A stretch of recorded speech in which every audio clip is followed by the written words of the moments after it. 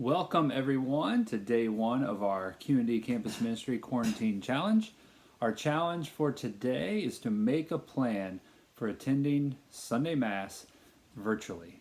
With our first Sunday since public masses have been prohibited coming up tomorrow, it is so important that we have a plan to still attend Mass virtually. So here are a few thoughts that I have. First one is to keep your same Sunday routine and to dress up. I know for me personally, it certainly helps with my mental, emotional state to still do things as normally as possible during this time. So for us at the Young household, that will mean getting up at 8 a.m.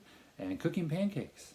I'm not 100% sure how this tradition started, but most of our Sunday mornings begin with pancakes, so can't go wrong there. We will then all get dressed up as we normally do, which I can do a whole separate video and post about why we should dress up for the Holy Sacrifice of the Mass. I'll save that for a different time. And you could even meet up with extended family members or friends through something like Zoom and watch the same Mass together to maybe have more of that community feel. And I'll get to where you can go to those Masses to watch them in a little bit here. I actually included on our actual webpage at communitycampusministry.com on the post that goes along with this video an infographic from the Diocese of Sioux Falls that has some great ideas on how to make this time holy as it should be. So just go to there. I'll link to it below the video here. Also, the second thing that I have for you is to make an act of spiritual communion.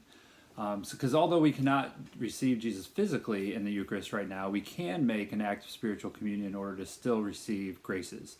Again, I'll save for a future video details on spiritual communion. But just know, you can go online, you can go to EWTN.com, just search EWTN, Active Spiritual Communion. For probably the most famous prayer for spiritual communion is given to us by St. Alphonsus Liguori.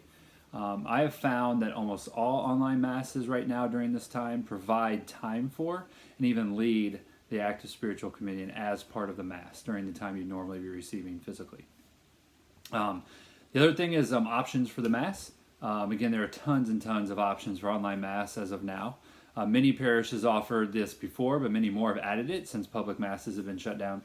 It's really, actually, I think, quite impressive how quickly many of our parishes and priests have adapted and been able to kind of provide those options for us to lay faithful. So I think that's been pretty cool.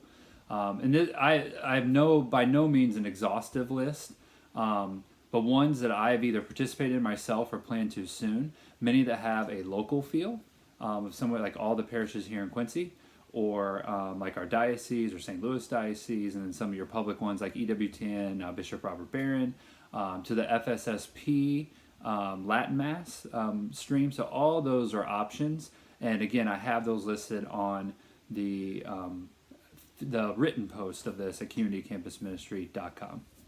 One final thing, I urge you to check out this, it's a short, roughly about 7-minute video called The Veil Removed. I was listening actually to EWTN Radio earlier this week, and they suggested that on there.